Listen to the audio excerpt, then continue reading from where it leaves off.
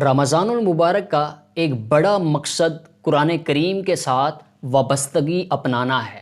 قرآن کریم کو پڑھنا، اسے سمجھنے کی خوب کوشش کرنا بھی ہے۔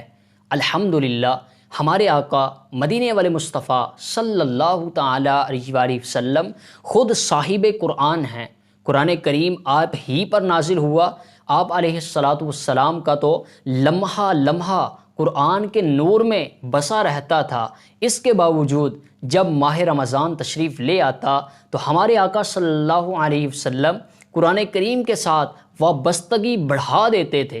ہمارے آقا صلی اللہ علیہ وآلہ وسلم کے ماہ رمضان المبارک کے پیارے معمولات میں سے یہ بھی ہے کہ آپ صلی اللہ علیہ وسلم ماہ رمضان میں تلاوت قرآن کی خوب کثرت کیا کرتے تھے، بلکہ صحابی رسول حضرت سیدنا ابن عباس رضی اللہ تعالیٰ عنہما فرماتے ہیں، ہر سال رمضان المبارک کی ہر رات حضرت جبریل امین علیہ السلام حاضر ہوتے اور پیارے آقا صلی اللہ علیہ وسلم ان کے ساتھ دور فرمایا کرتے۔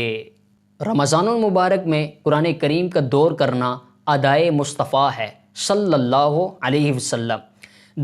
دور کا مطلب یہ ہوتا ہے ایک پڑھے دوسرا سنے، پھر دوسرا پڑھے پہلا سنے۔ حفاظ کرام تو عموماً دور کرتے ہیں، بالخصوص تراویح میں جو پارہ پڑھنا ہوتا ہے اس کا دور کرتے ہیں۔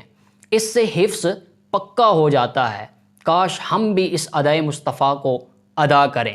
اگر آپ نے حفظ نہیں کیا تو کوئی بات نہیں، دونوں اپنے سامنے قرآن کریم کھول لیں، ایک اوپر سے دیکھ کر پڑھتا جائے اور دوسرا شخص دیکھ دیکھ کر سنتا جائے، پھر دوسرا دیکھ کر پڑھے، پہلا دیکھ کر سنتا جائے۔